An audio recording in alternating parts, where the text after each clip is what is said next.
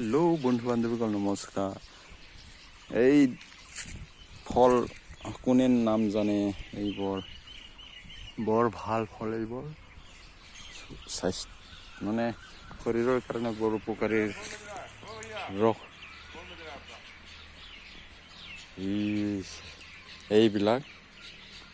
এইবিলাক সৰু সৰু জাতিটো সৰু জাত হয়, এইটো সৰু জাত। এইবিলাক খাব লাগে, পকিলে এইবিলাক খাব লাগে। পুৰা লাগি আছে, ডাঙৰ হোৱা নাই মানে ইমান ডাঙৰ হয়, ইমান এইটো ডাঙৰ হ'লে লাগিছে, খুব লাগিছে। কি ফল বুলি কয় আপোনালোকে জনাবচোন।